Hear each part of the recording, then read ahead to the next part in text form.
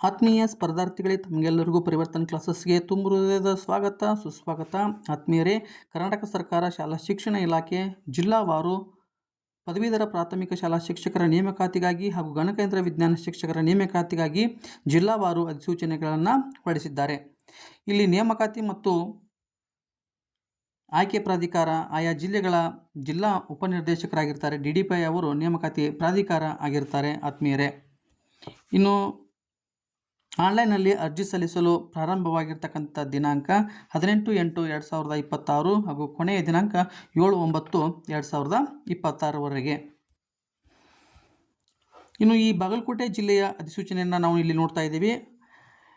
ಅದೇ ರೀತಿ ನಿಮಗೆ ಆಸಕ್ತಿ ಇರತಕ್ಕಂಥ ಜಿಲ್ಲೆಗಳ ನೋಟಿಫಿಕೇಷನ್ಗಳನ್ನು ಡೌನ್ಲೋಡ್ ಮಾಡಿಕೊಂಡು ವೆಬ್ಸೈಟಿಂದ ನೀವು ಆ ಹುದ್ದೆಗಳ ಸಂಖ್ಯೆಗಳನ್ನು ನೋಡ್ಬೋದು ಹಾಗೂ ನಿಮಗೆ ಆಸಕ್ತಿ ಇರತಕ್ಕಂಥ ಜಿಲ್ಲೆಗಳಲ್ಲಿ ನೀವು ಅಪ್ಲೈಯನ್ನು ಮಾಡ್ಕೊಳ್ಬೇಕು. ಆತ್ಮೀಯರೇ, ಇಲ್ಲಿ ನೋಡೋಣ. ಬಾಗಲಕೋಟೆ ಜಿಲ್ಲೆಯದು ಪದವೀಧರ ಪ್ರಾಥಮಿಕ ಶಾಲಾ ಶಿಕ್ಷಕರು ಕನ್ನಡ ಭಾಷೆ 6ರಿಂದ 8ನೇ ತರಗತಿ ಬೋಧನೆ ಮಾಡಲಿಕ್ಕೆ 58 ಹುದ್ದೆಗಳು, ಆಂಗ್ಲ ಭಾಷಾ ಶಿಕ್ಷಕರು 6ರಿಂದ 8ನೇ ತರಗತಿ 14 ಹುದ್ದೆಗಳು, ಗಣಿತ ಮತ್ತು ವಿಜ್ಞಾನ ಶಿಕ್ಷಕರು 6ರಿಂದ 8ನೇ ತರಗತಿ 62 ಹುದ್ದೆಗಳು, ಜೀವ ವಿಜ್ಞಾನ ಶಿಕ್ಷಕರು 6ರಿಂದ 8ನೇ ತರಗತಿ 15 ಹುದ್ದೆಗಳು, ಅದೇ ರೀತಿ ಸಮಾಜ ವಿಜ್ಞಾನ ಶಿಕ್ಷಕರು 6ರಿಂದ 8ನೇ ತರಗತಿ ಬೋಧನೆ ಮಾಡಲಿಕ್ಕೆ 77 ಹುದ್ದೆಗಳು, ಅದೇ ರೀತಿ ಗಣಕಯಂತ್ರ ವಿಜ್ಞಾನ ಶಿಕ್ಷಕರು CST 1ರಿಂದ 8ನೇ ತರಗತಿ ಬೋಧನೆ ಮಾಡಲಿಕ್ಕೆ 12 ಹುದ್ದೆಗಳು, ಒಟ್ಟು 238 ಹುದ್ದೆಗಳನ್ನು ಬಾಗಲಕೋಟೆ ಜಿಲ್ಲೆಯಲ್ಲಿ ಕರೆದಿದ್ದಾರೆ. ಅದೇ ರೀತಿ ಆತ್ಮೀಯರೇ, ನಿಮಗೆ ಆಸಕ್ತಿ ಇರತಕ್ಕಂಥ ಜಿಲ್ಲೆಗಳಲ್ಲಿ ನಿಮಗೆ ಮೀಸಲಾತಿ ಹಾಗೂ ನಿಮ್ಮ ಹುದ್ದೆಗಳ ಅನುಸಾರವಾಗಿ ನೀವು ಆಸಕ್ತಿ ಇರತಕ್ಕಂಥ ಜಿಲ್ಲೆಗಳ ನೋಟಿಫಿಕೇಷನ್ಗಳನ್ನು ಡೌನ್ಲೋಡ್ ಮಾಡಿಕೊಂಡು ಆ ಹುದ್ದೆಗಳನ್ನು ನೋಡಿಕೊಂಡು ಹೆಚ್ಚು ಹುದ್ದೆಗಳಿರ್ತಕ್ಕಂಥ ಜಿಲ್ಲೆಯಲ್ಲಿ ನೀವು ಅಪ್ಲಿಕೇಶನನ್ನು ಹಾಕಿರಿ ಅಂತಕ್ಕಂಥ ಮಾತನ್ನು ಹೇಳ್ತಾ ಆತ್ಮೀಯರೇ ಮುಂದೆ ಹೋಗೋಣ. ಇನ್ನು ಉಳಿದಿರ್ತಕ್ಕಂತಹ ಎಲ್ಲ ವಿವರಗಳು ಕೂಡ ಪ್ರತಿ ಒಂದು ನೋಟಿಫಿಕೇಷನಲ್ಲೂ ಕೂಡ ಸೇಮೇ ಇರ್ತವೆ, ಆದರೆ ಹುದ್ದೆಗಳ ಸಂಖ್ಯೆ ಮಾತ್ರ ಬದಲಾವಣೆ ಇರುತ್ತೆ. ಆತ್ಮೀಯರೇ, ಇಲ್ಲಿ ನೋಡ್ತಾ ಹೋಗೋಣ. ನಿಗದಿತ ಆನ್ಲೈನ್ ಅರ್ಜಿ ಸಲ್ಲಿಸುವ ವಿಧಾನ schooleducation.car.nic.in ನಲ್ಲಿ ಅಪ್ಲಿಕೇಶನನ್ನು ಹಾಕಬೇಕು. ಆನ್ಲೈನಲ್ಲಿ ಯೂಸರ್ ನೇಮ್ ಮತ್ತು ಪಾಸ್ವರ್ಡ್ಗಳನ್ನು ಕ್ರಿಯೇಟ್ ಮಾಡಿಕೊಂಡು ಮುಂದೆ ಇರ್ತಕ್ಕಂಥ ಲಾಗಿನ್ ಆಗಿ ಮುಂದೆ ಇರ್ತಕ್ಕಂಥ ಅಪ್ಲಿಕೇಶನ್ ಫಾರ್ಮ್ಗಳನ್ನು ತುಂಬ್ತಾ ಹೋಗಬೇಕು. ಆತ್ಮೀಯರೇ, ಇನ್ನು ಸಾಮಾನ್ಯ ಸೂಚನೆಗಳನ್ನು ನೋಡೋದಾದರೆ internet banking, credit card, debit card ಹಾಗೂ ಆನ್ಲೈನ್ ಬ್ಯಾಂಕ್ ಚಾನಲ್ ಮೂಲಕ ನೀವು ಅಪ್ಲಿಕೇಶನ್ ಫೀಸ್ಗಳನ್ನು ತುಂಬ್ತಾ ಹೋಗಬೇಕು. ಹಾಗೂ ಇಲ್ಲಿ UPI ಪೇಮೆಂಟ್ ಇರೋದಿಲ್ಲ. ಆತ್ಮೀಯರೇ, UPI ಪೇಮೆಂಟ್ ಇರೋದಿಲ್ಲ. ನೀವು ಕೇವಲ internet banking, credit card, debit card ಹಾಗೂ ಬ್ಯಾಂಕ್ ಚಾನಲ್ನ ತುಂಬಿ ನಿಮ್ಮ ಅಪ್ಲಿಕೇಶನನ್ನು ಸಬ್ಮಿಟ್ ಮಾಡಬೇಕು. ಇನ್ನು PST, GPT, HSTಗೆ ಒಂದೇ ಆನ್ಲೈನ್ ಅರ್ಜಿಗಳನ್ನು ಹಾಕಬೇಕು, ಆದರೆ ಬೇರೆ ಬೇರೆ ಫೀಸ್ಗಳನ್ನು ತುಂಬ್ತಾ ಹೋಗಬೇಕಾಗತ್ತೆ. ಇನ್ನು 10/8/2026 ಒಳಗಾಗಿ ನೀವು ಯಾವ ಹುದ್ದೆಗೆ ಅಪ್ಲಿಕೇಶನ್ ಹಾಕ್ತಿರೋ ಆ ವಿದ್ಯಾರ್ಥಿಯನ್ನು ಪಡೆದಿರಬೇಕು. ಅದರ ನಂತರ ನಿಮಗೇನಾದರೂ ಕಾನ್ವಿಕೇಷನ್ನು ಅಥವಾ ಮಾರ್ಕ್ಸ್ ಕಾರ್ಡ್ ಬಂದರೆ ಅದನ್ನು ಅವರು ಕನ್ಸಿಡರ್ ಮಾಡೋದಿಲ್ಲ. ಎಲ್ಲ ಮಾರ್ಕ್ಸ್ ಕಾರ್ಡ್ಗಳು 10/8/2026 ಒಳಗೆ ಡೇಟೆಡ್ ಆಗಿರಬೇಕು. ಆತ್ಮೀಯರೇ, ಇದು ಪ್ರಮುಖವಾಗಿರ್ತಕ್ಕಂತಹ ಒಂದು ಸೂಚನೆ. ಇನ್ನು ಪರೀಕ್ಷೆ ಬರೆಯಲು ಒಂದೇ ಜಿಲ್ಲೆಯನ್ನು ಮಾತ್ರ ಆಯ್ಕೆ ಮಾಡಿಕೊಳ್ಬೇಕು.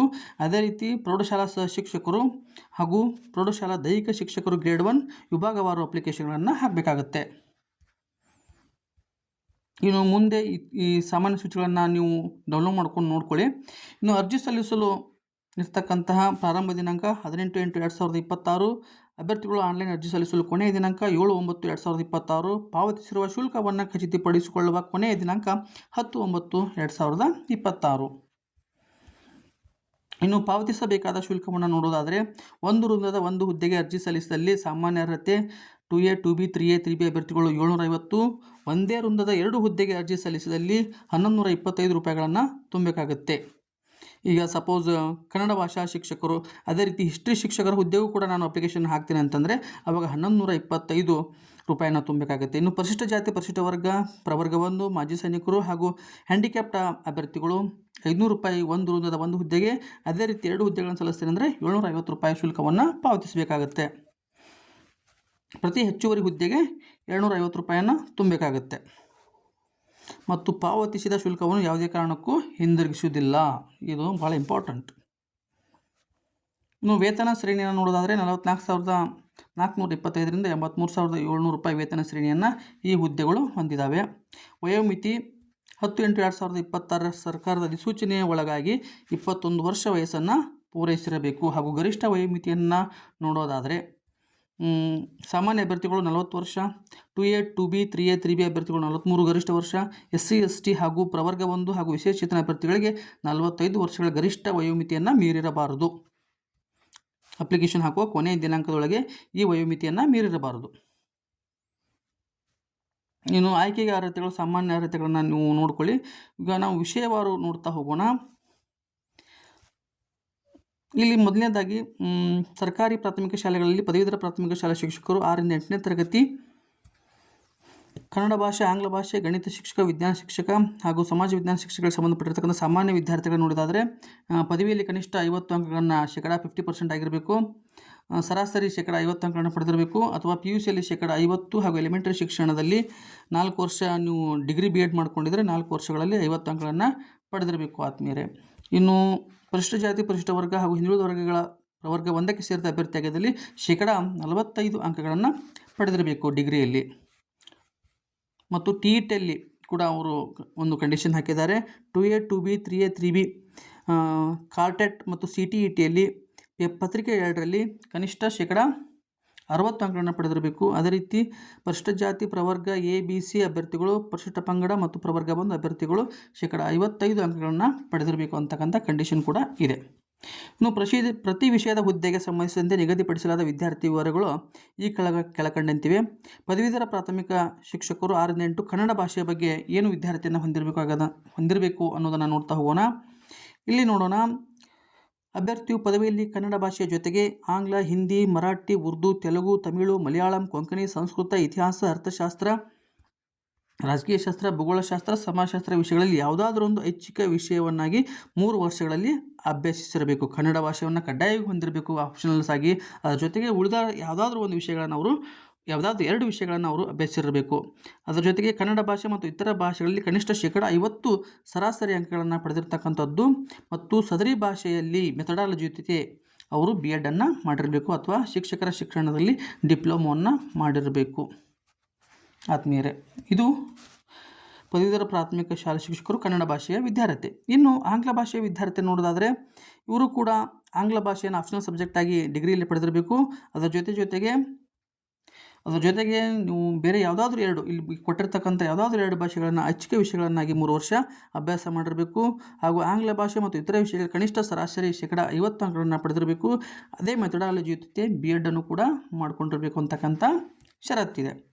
ಇನ್ನು ಗಣಿತ ವಿಜ್ಞಾನ ಶಿಕ್ಷಕರು ಪದವಿಯಲ್ಲಿ ಗಣಿತ ವಿಷಯವನ್ನು ವ್ಯಾಸಂಗ ಮಾಡಿದ್ದು ಇಲ್ಲಿ PCM ಕ್ಯಾಂಡಿಡೇಟ್ ಸ್ಪಷ್ಟವಾಗಿ PCM ಅಥವಾ ಫಿಸಿಕ್ಸ್, ಮ್ಯಾಥ್ಸು, ಕಂಪ್ಯೂಟರ್ ಸೈನ್ಸ್ ಅಥವಾ ಎಲೆಕ್ಟ್ರಾನಿಕ್ಸ್ ಅಥವಾ ಫಿಸಿಕ್ಸ್, ಮ್ಯಾಥ್ಸ್ ಜೊತೆಗೇ ಸ್ಪಷ್ಟವಾಗಿ ಕೊಟ್ಟಿದ್ದಾರೆ. ಗಣಿತ ವಿಷಯವನ್ನು ವ್ಯಾಸಂಗ ಮಾಡಿದ್ದು ಕಡ್ಡಾಯವಾಗಿ ಭೌತಶಾಸ್ತ್ರವನ್ನು ಪದವಿಯಲ್ಲಿ 3 ವರ್ಷಗಳಲ್ಲಿ ಹಾಗೂ ರಸಾಯನಶಾಸ್ತ್ರ, ಗಣಕಯಂತ್ರ ವಿಜ್ಞಾನ, ಎಲೆಕ್ಟ್ರಾನಿಕ್ಸ್, ಸಂಖ್ಯಾಶಾಸ್ತ್ರ, ಭೂಗೋಳಶಾಸ್ತ್ರ, ಗೃಹ ವಿಜ್ಞಾನ, ಭೂಗೋಳಶಾಸ್ತ್ರ, ಭೂಗರ್ಭಶಾಸ್ತ್ರ, ಕಂಪ್ಯೂಟರ್ ಅಪ್ಲಿಕೇಶನ್ಸ್ ಈ ವಿಷಯಗಳಲ್ಲಿ 3ನೇ ವಿಷಯ ಐಚ್ಛಿಕ ವಿಷಯನಾಗಿ ಕಡ್ಡಾಯವಾಗಿ ಪದವಿಯಲ್ಲಿ ಪಡೆದಿರ್ಬೋದು. ಇಲ್ಲಿ PCM, PMCS, PME ಎಲೆಕ್ಟ್ರಾನಿಕ್ಸು, ಅದರ ಜೊತೆಗೆ ಸಂಖ್ಯಾಶಾಸ್ತ್ರ, ಸ್ಟ್ಯಾಟಿಸ್ಟಿಕ್ಸು, ಜಾಗ್ರಫಿ ತೆಗೆದುಕೊಂಡಿದ್ದರೆ, ಗೃಹ ವಿಜ್ಞಾನ ಇವುಗಳನ್ನು ತೆಗೆದುಕೊಂಡಿದ್ರೆ ಕಂಪಲ್ಸರಿಯಾಗಿ ಫಿಸಿಕ್ಸು ಮತ್ತು ಮ್ಯಾಥ್ಸನ್ನು ಇಲ್ಲಿ ಅಭ್ಯಾಸ ಮಾಡಿರಬೇಕು.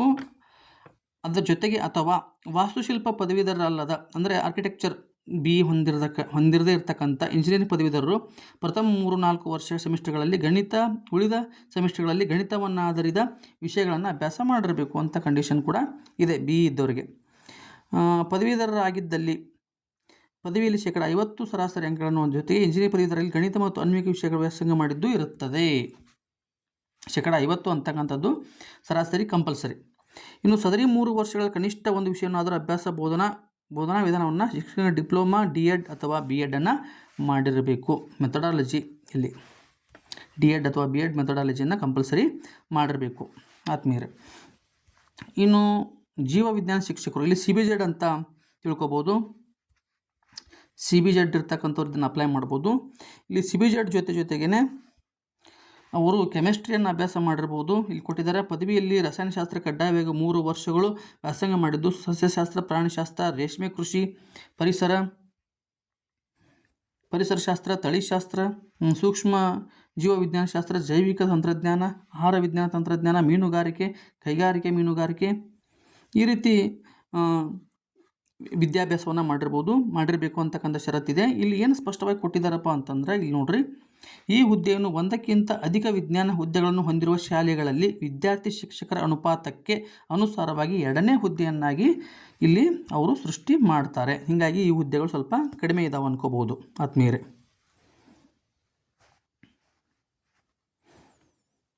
ಇಲ್ಲಿ ಕೆಮಿಸ್ಟ್ರಿಯನ್ನು ಕಂಪಲ್ಸರಿಯಾಗಿ 3 ವರ್ಷ ಅಭ್ಯಾಸ ಮಾಡಿರಬೇಕು. ಅದರ ಜೊತೆಗೆ ಇನ್ನು ಉಳಿದಿರ್ತಕ್ಕಂಥ ಸಬ್ಜೆಕ್ಟ್ಗಳನ್ನು ಯಾವುದಾದ್ರೂ 2 ವಿಷಯಗಳನ್ನು ಉಳಿದಿರಬೇಕು. ಆದರೆ ಇಲ್ಲಿ ಕೆಮಿಸ್ಟ್ರಿ ಕಂಪಲ್ಸರಿ ಇರಬೇಕು. ಇನ್ನು ಸಮಾಜ ವಿಜ್ಞಾನ ಶಿಕ್ಷಕರು, ಸೋಷಿಯಲ್ ಸೈನ್ಸ್ ಟೀಚರ್ ಅಂತ ಹೇಳ್ತೇವಲ್ಲ ಅದು. ಸಮಾಜ ಪಾಠಗಳ ಸಮೂಹ ಇತಿಹಾಸ, ಅರ್ಥಶಾಸ್ತ್ರ, ಭೂಗೋಳಶಾಸ್ತ್ರ, ರಾಜಕೀಯ ಶಾಸ್ತ್ರ, ಸಮಾಜಶಾಸ್ತ್ರ ಇವುಗಳಲ್ಲಿ 2 ವಿಷಯಗಳಲ್ಲಿ ಇವರು ಕಂಪಲ್ಸರಿಯಾಗಿ ಡಿಗ್ರಿಯನ್ನು ಮಾಡಿರಬೇಕು. ಅಥವಾ ಸಮಾಜ ಪಾಠಗಳು ಸಮೂಹ ಇತಿಹಾಸ, ಅರ್ಥಶಾಸ್ತ್ರ, ಭೂಗೋಳಶಾಸ್ತ್ರ, ರಾಜಕೀಯ ಶಾಸ್ತ್ರ, ಸಮಾಜಶಾಸ್ತ್ರ, ಸಂಖ್ಯಾಶಾಸ್ತ್ರ, ಪರಿಸರ ಅಧ್ಯಯನ, ಮಾನವ ಸಂಪನ್ಮೂಲ ನಿರ್ವಹಣೆ, ವಾಣಿಜ್ಯಶಾಸ್ತ್ರ, ಗ್ರಾಮೀಣಾಭಿವೃದ್ಧಿ ಇವುಗಳ ಪೈಕಿ ಒಂದು ವಿಷಯ ಹಾಗೂ ಭಾಷಾ ಸಮೂಹ ಕನ್ನಡ, ಆಂಗ್ಲ, ಹಿಂದಿ, ಉರ್ದು, ಮರಾಠಿ, ತಮಿಳು, ತೆಲುಗು ಪೈಕಿ ಒಂದು ವಿಷಯವನ್ನು ಅಭ್ಯಾಸ ಮಾಡಿರಬೇಕು. ಮತ್ತು ಸಮಾಜ ಪಾಠಗಳು ಮತ್ತು ಸಮೂಹದ ಕನಿಷ್ಠ ಒಂದು ವಿಷಯವನ್ನಾದರೂ ಬೋಧನಾ ಮಾಧ್ಯಮ ಅಭ್ಯಾಸ ಬೋಧನೆ ವಿಧಾನದಲ್ಲಿ ಶಿಕ್ಷಕರ ಶಿಕ್ಷಣ ಡಿಪ್ಲೊಮೊ ಅಥವಾ ಪದವಿಯಲ್ಲಿ ಅಭ್ಯಾಸ ಮಾಡಿರಬೇಕು. 4 ವರ್ಷಗಳ ಏನು ಶಿಕ್ಷಕರ ಶಿಕ್ಷಣ ಮಾಡಿರ್ತಾರೆ ಅಥವಾ ಡಿಪ್ಲೊಮೊ ಮಾಡಿರ್ತಾರೆ, ಅದರಲ್ಲಿ ಇವರು ಬೋಧನಾ ಮಾಧ್ಯಮವಾಗಿ ಇವರು ಅಭ್ಯಾಸ ಮಾಡಿರಬೇಕು ಅಂತಕ್ಕಂಥ ಕೂಡ ಷರತ್ತು ಇದೆ ಆತ್ಮೀಯರೇ. ಇಲ್ಲಿ ಇವರು ಇವಿಷ್ಟೇ ವಿಷಯಗಳಲ್ಲಿ ಯಾವುದಾದ್ರೂ ಒಂದು ವಿಷಯ ಪೈಕಿ ಇವರು ಪಡೆದುಕೊಂಡಿರಲೇಬೇಕು ಅಂತಕ್ಕಂಥ ಷರತ್ತಿದೆ. ಅದರ ಜೊತೆಗೆ ಮೇನು ಸಮಾಜ ಪಾಠಗಳು, ಸಮಾಜ ಇತಿಹಾಸ, ಅರ್ಥಶಾಸ್ತ್ರ, ಭೂಗೋಳಶಾಸ್ತ್ರ, ರಾಜಕೀಯ ಶಾಸ್ತ್ರ ಮತ್ತು ಸಮಾಜಶಾಸ್ತ್ರ ಇವುಗಳಲ್ಲಿ 2 ವಿಷಯಗಳು ಕಂಪಲ್ಸರಿ ಇರಬೇಕು. ಅದ್ರ ಜೊತೆ ಈ ಕೆಳಗಿನ ಯಾವುದಾದ್ರೂ ಒಂದು ಇರಬಹುದು ಅಂತಕ್ಕಂಥ ಷರತ್ತು ಇದೆ.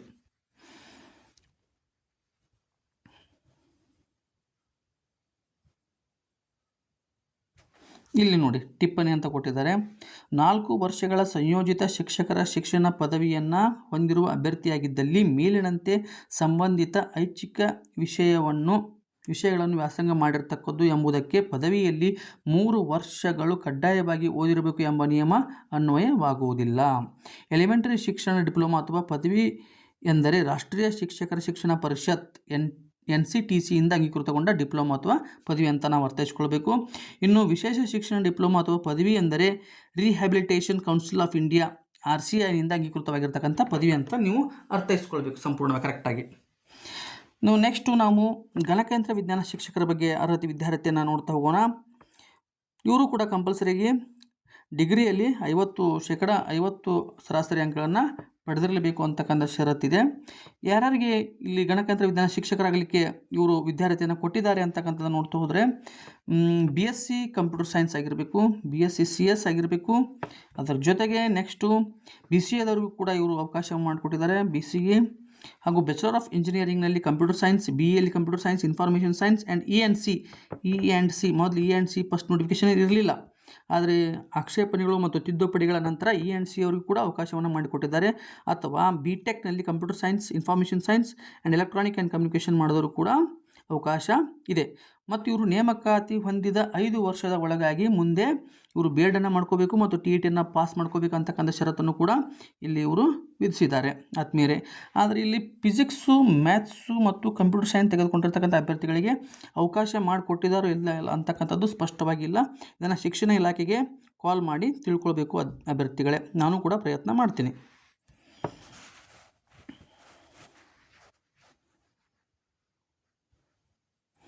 ಇನ್ನು ಇದೆಲ್ಲ ವಿದ್ಯಾರ್ಥಿ ಆದಮೇಲೆ ಇವರು ಮೊದಲನೇದಾಗಿ 1:2 ಅನುಪಾತದಲ್ಲಿ ಮೆರಿಟ್ ಲಿಸ್ಟನ್ನು ರೆಡಿ ಮಾಡ್ತಾರೆ. ಆನಂತರ ನಿಮ್ಮ ದಾಖಲಾತಿಗಳ ಪರಿಶೀಲನೆ ಆಗ್ತದೆ. ಆನಂತರ 1:1 ತಾತ್ಕಾಲಿಕ ಆಯ್ಕೆ ಪಟ್ಟಿಯನ್ನು ರಿಲೀಸ್ ಮಾಡ್ತಾರೆ. ಅದಕ್ಕೆ ಆಕ್ಷೇಪಣೆಗಳನ್ನು ಸಲ್ಲಿಸಿದ ನಂತರ ಕೊನೆಯದಾಗಿ 1:1 ಮೇಲೆ ಇವರು ನಿಮಗೆ ನೇಮಕಾತಿಯನ್ನು ಆರ್ಡರನ್ನು ಕೊಡ್ತಾರೆ ಆತ್ಮೀಯರೇ. ಈ ನೋಟಿಫಿಕೇಷನ್ನ ಕ್ಲಿಯರಾಗಿ ಓದ್ಕೊಳ್ರಿ, ನೀಟಾಗಿ ಡಿಟೇಲ್ ಆಗಿ. ಇನ್ನು ವೇಟೇಜನ್ನು ನೋಡ್ತಾ ಹೋಗೋಣ ಆತ್ಮೀಯರೇ.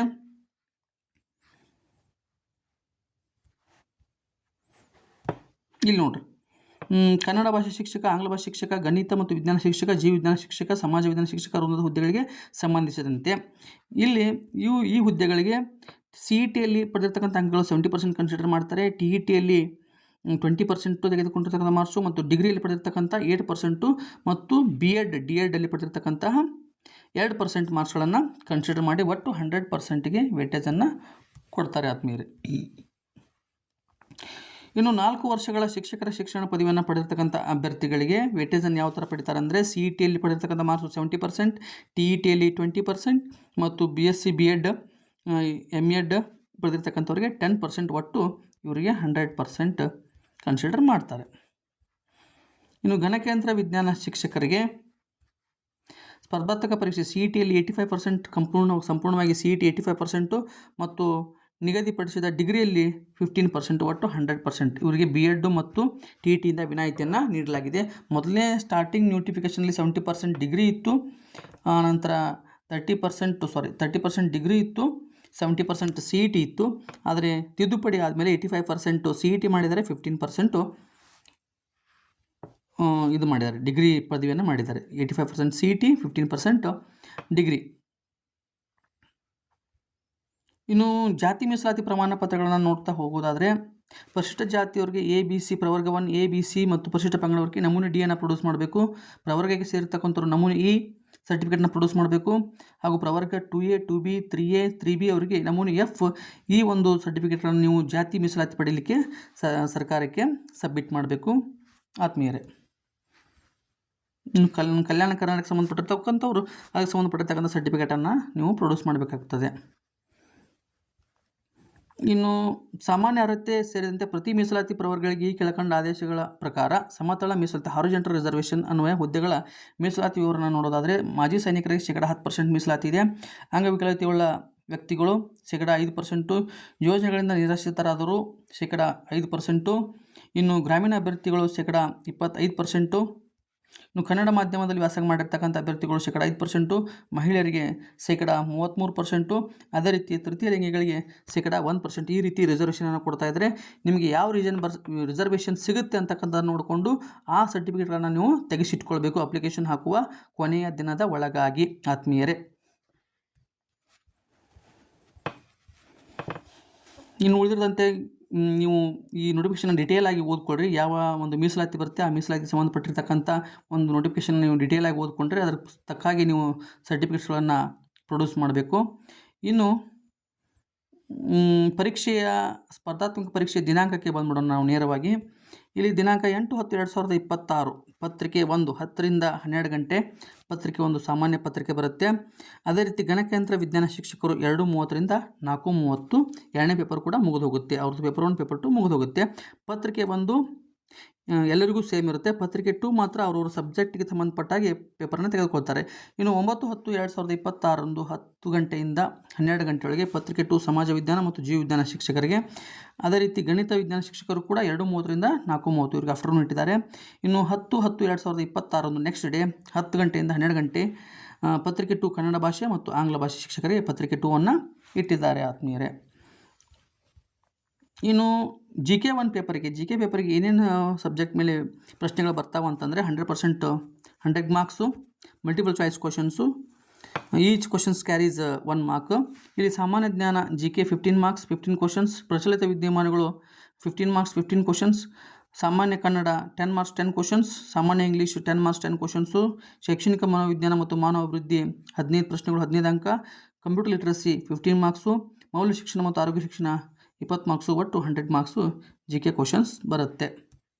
ಇನ್ನು ಪತ್ರಿಕೆ 2 ಆಯಾ ವಿಷಯಗಳಿಗೆ ಸಂಬಂಧಪಟ್ಟಿರ್ತಕ್ಕಂಥ ಅವರು ಡಿಗ್ರಿಯಲ್ಲಿ ಮಾಡಿರ್ತಕ್ಕಂಥ ವಿಷಯಗಳಿಗೆ ಸಂಬಂಧಪಟ್ಟ ಹಾಗೆ 100 ಮಾರ್ಕ್ಸ್ಗಳ OMR ಮಾದರಿಯಲ್ಲಿ ಪತ್ರಿಕೆಗಳು ಪ್ರಶ್ನೆಗಳು ಬರುತ್ತವೆ ಆತ್ಮೀಯರೇ.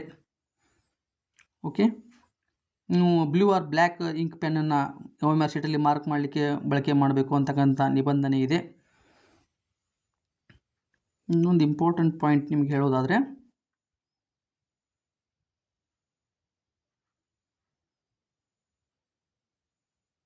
ಇಲ್ಲಿ ನೋಡ್ರಿ, ಇದು ಭಾಳ ಇಂಪಾರ್ಟೆಂಟ್ ಪಾಯಿಂಟ್. ಪ್ರತಿ ಪ್ರಶ್ನೆಗೆ ಉತ್ತರಕ್ಕಾಗಿ 5ನೇ ಪಾಯಿಂಟ್, ಪ್ರತಿ ಪ್ರಶ್ನೆಗೆ ಉತ್ತರಕ್ಕಾಗಿ 4 ಆಯ್ಕೆಗಳನ್ನು ನೀಡಲಾಗಿದ್ದು ಅದರಂತೆ OMR ಶೀಟ್ನಲ್ಲಿ 4 ವೃತ್ತಗಳು ನೀಡಲಾಗಿದೆ. ಮುಂದುವರೆದು ಅಭ್ಯರ್ಥಿಯು 4 ಆಯ್ಕೆಗಳಲ್ಲಿ ಯಾವುದೇ ಉತ್ತರದ ಆಯ್ಕೆಯನ್ನು ವೃತ್ತದ ಶೇಡನ್ನು ಮಾಡದೇ ಇದ್ದಲ್ಲಿ ಅಂತಹ ಅಭ್ಯರ್ಥಿಯು 5ನೇ ವೃತ್ತವನ್ನು 5th ಸರ್ಕಲ್ ವೃತ್ತವನ್ನು ಕಡ್ಡಾಯವಾಗಿ ಶೇಡ್ ಮಾಡತಕ್ಕದ್ದು. 5ನೇ ಆಯ್ಕೆಯ ವೃತ್ತವನ್ನು ಶೇಡ್ ಮಾಡಲು ಕೊನೆಯ ಬೆಲ್ ಆದ ನಂತರ ಹೆಚ್ಚುವರಿಯಾಗಿ 5 ನಿಮಿಷಗಳನ್ನು ನೀಡಲಾಗುವುದು ಅಂತಕ್ಕಂಥ ನಿಯಮ ಕೂಡ ಇದೆ ಆತ್ಮೀಯರೇ.